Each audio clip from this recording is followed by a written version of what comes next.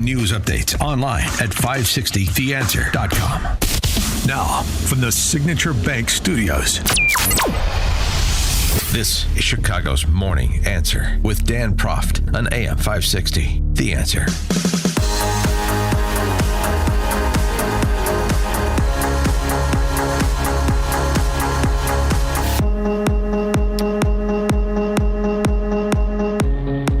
Top of the morning, Dan Proft here. In the wake of the Charlie Kirk assassination, in the wake of the latest attack on ICE officers at the facility in Dallas, in the wake of a PhD being sentenced to 235 months in federal prison for firebomb attacks, according to the Department of Justice, the PhD in question, this communist academic, acknowledged that the attacks were inspired by Hamas's October 7th massacre, and then he called on others to attack college campuses in support of Palestine. Placed a bag of 6 explosive devices, commonly known as Molotov cocktails, underneath the fuel tank of a marked University of California Police Department patrol car parked near the UC Berkeley campus, lit the bag on fire, and fled, causing the patrol car to catch fire. He also tried to firebomb a federal building in Oakland, California. He operated a far-left Antifa blog and posted about the squad car firebombing on a website called Abolition Media.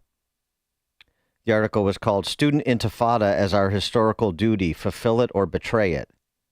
He was a PhD in Black Studies, honky. PhD in Black Studies from where? Say it with me. Northwestern University. Northwestern University in the news. The value of my degree declines yet again. It's like an asymptote. It is trending towards zero. He wrote a manifesto that his violence was for Palestine. The manifesto concluded with, quote, "Glory to the martyrs, blessed is the flame." Now he is serving 19 years in federal prison. Pro-lifers. A woman who was socked, the woman who socked a pro-life reporter in the face during a filmed interview offered an apology, but claimed her antagonistic victim goaded her into violence. She asked her a question about her views on abortion. Brianna Rivers of the Bronx admitted she was wrong for slugging Savannah Craven Antow, a reporter for pro-life advocacy group Live Action.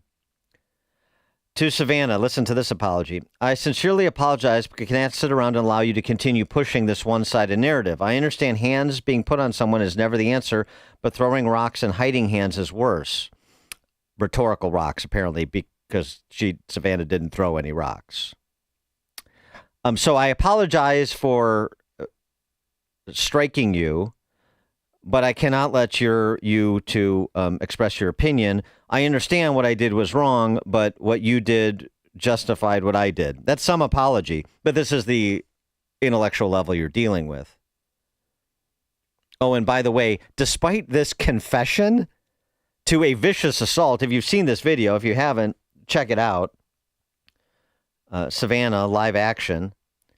She's asking a question. She has a microphone. She's asking the woman a question. This woman stops and is answering her questions. And then she gets, roundhoused, knocked to the ground. I mean, not life-threatening injuries, but significant. It's a battery. Alvin Bragg is declining to prosecute. Of course he is. On April 3rd, 2025, Savannah Craven Antow, was brutally assaulted in the streets of Harlem while conducting interviews on Planned Parenthood. The entire shocking interaction was caught on camera by my husband, leaving no doubt that the assailant, Brianna J. Rivers, was not only guilty of aggravated assault, but also exulting over her own vicious criminal act. Rivers was arrested and reportedly charged with felony assault. But after an interview with 2 prosecutors, I was informed that the felony had been downgraded to a misdemeanor. Despite indisputable video evidence of brutal assault and battery, producing significant injury, trauma, and resulting in over $3,000 in medical bills.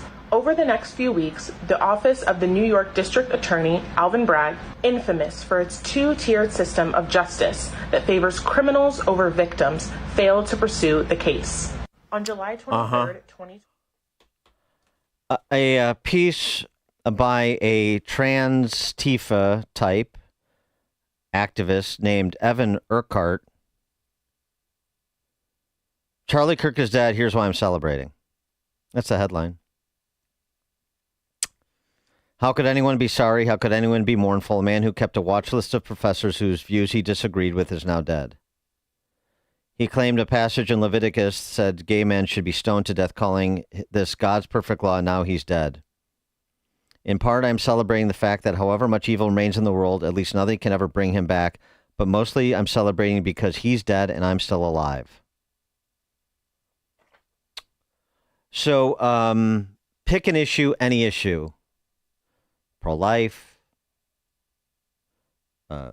support for Israel, support for enforcing immigration laws, a belief in two sexes. Any of those views, a belief in dialogue and persuasion, not coercion. Any of those views potentially subject you to political violence from the left because they veer from the orthodoxy the left demands. That's where it's at. And this is what President Trump had to say about it. Who do you hold responsible for the uptick in left-wing violence in the country? Radical left rhetoric. The radical left is causing the problem. They're out of control. They're saying things. And they're really dumb people. I mean, I look at Crockett. I look at some of these people. They're very low IQ people, actually. But the radical left is causing this problem. Not the right, the radical left. And it's going to get worse. And ultimately, it's going to go back on them. I mean, bad things happen when they play these games. And I'll give you a little clue. The right is a lot tougher than the left. But the right's not doing this. They're not doing it. And they better not get them energized because it won't be good for the left. And I don't want to see that happen either. I'm the president of all the people. But the radical left is causing this. The radical left Democrats are causing this problem. And it gets worse. It gets worse. And it'll be a point where other people won't take it anymore, and that will not be good for the radical left. And we don't want that. Scott McKay is publisher of the Hayride, senior editor at the American Spectator, and author of Racism, Revenge, and Ruin, as well as From Hellmarsh with Love, a Mike Holman novel. Scott, thanks for joining us again. Appreciate it. Hey, I'm going to hijack this segment for 5 seconds because the sequel to From Hellmarsh with Love, which is called Blockbusters, just went up at Amazon last night and should be live over the weekend. Very good. All right. Yeah. Always be closing. I respect that. Yeah. Exactly. So, you know, the violence across the issue spectrum, as I was just talking about, coming from the left, and what President Trump had to say about it, your view. Well, he's right, obviously. Everywhere you look, and you did a really nice job of just giving us the latest. But it is like these people have really gone over the falls particularly in the last month or so. I noticed that, and then now we've got a shutdown fight coming that really, I mean, Schumer backed himself into this corner back in March and I think is even worse off now. Everything is kind of caving in on them, and their response has been violence. I mean, these are not people who are capable of introspection politically, and I think that they've kind of begun to realize that the country's moving on from woke communism, which culturally kind of set the tone for this country over the past 10 or 15 years, and people are sick of it. And these are not folks that are very good at handling rejection. Yeah. And so, yeah, that's to say like the least, what you're getting. Yeah. Well, I mean, so Charlie Kirk lit a whole lot of college campuses on fire because, I mean, he would show up to a campus and would calmly debate the weirdest weirdos of the left, and it would be on video and it would go viral. And college kids who have had weirdos like that as professors for, half their classes and had no particular power to engage those people, knowing the lack of leverage that they had in those situations, were all of a sudden empowered by, here's a guy that shows up and is willing to talk about anything and wins the argument over and over and over again. And so Turning Point became a big deal on college campuses. And even after all the work that Charlie had done, like, it was beginning to kick in the turbo mode on all these campuses. And of course, it's really doing it now that he's been assassinated. But so I think the campus left between the exposure that some of these outlets like Campus Reform and others have put out there, and then Charlie coming around to college campuses and really putting a spotlight on it. Like, these guys are no longer able to operate, in the, I'm not really shadows, but in the bubble that they've occupied without challenge. Right, without challenge. And all of a sudden, it's like they've got to defend ideas that, like, I mean, these are Maoists, these guys. We already know where Maoism leads, right? Even the Chinese communists abandoned Maoism in favor of kind of more like Nazi fascism instead, and found that was a better solution for them, right? And so the left, you're pushing discredited ideologies on a captive audience on these college campuses, and all of a sudden that audience is beginning to insist on not being so captive. Fewer people are going to college, so like the entire enterprise is not really up in smoke, but in decline, and they can't handle any of this stuff because these are people who, let's face it, they didn't get in schoolyard fights as kids. They didn't understand, hey, in life you have obstacles, you got to overcome those, and you got to be tough enough to deal with this kind of stuff. And they've never overcome any of that. And so they're very brittle people, and it starts on college campuses, but it's pretty much everywhere where you see leftists. I don't even want to call them liberals anymore because they're not liberal. I mean, Tulsi and RFK Jr. are liberals, and they threw them right out of the Democrat Party.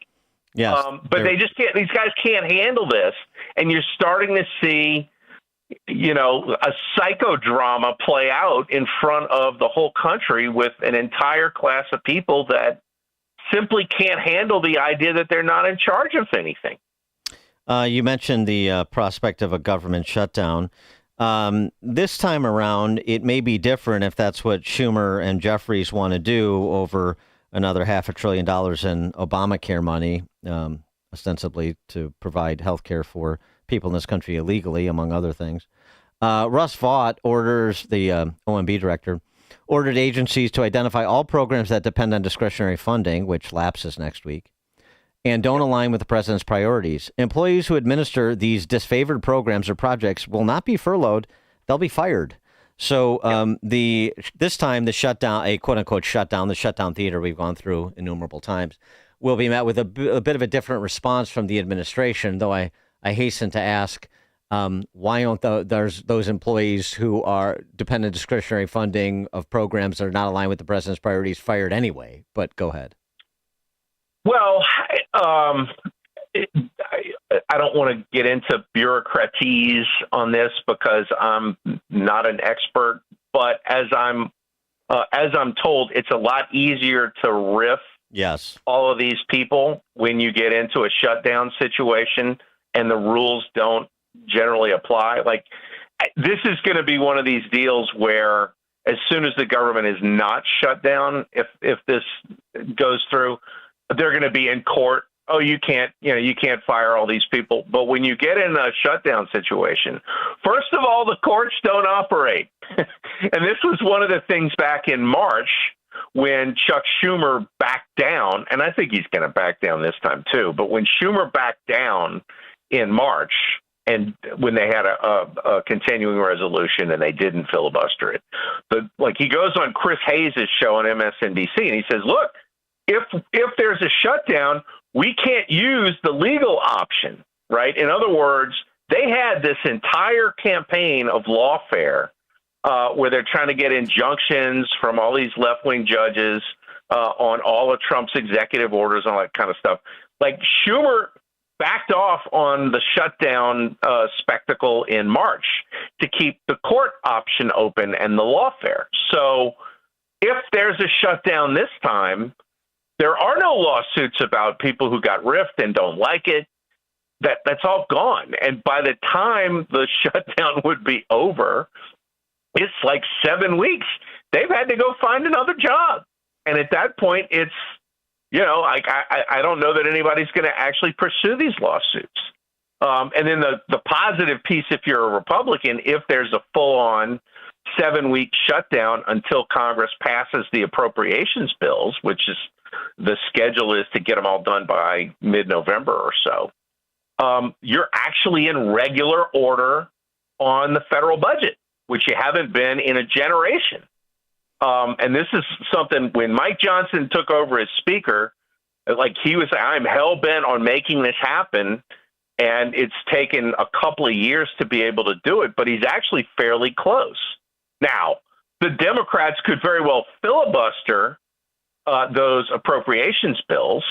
The first three have actually come out. The Senate had a little different report of the bill, and so there 3 of the 12 are in conference. The other 9 are going to go to the House floor, soon, and then they'll go over to the Senate. But the thing is when you're in a shutdown, the Democrats have a situation. It's a rock and a hard place. Do you filibuster the appropriations bills, and the things being appropriated are just everything but the essential stuff is shut down? And here's old Russ with pink slips for everybody that you like. I mean, they don't have any leverage. Like, it's a serious problem for them. Schumer saw it back in March and staged a strategic retreat and got eviscerated for it. But like the rules of the road are no different now.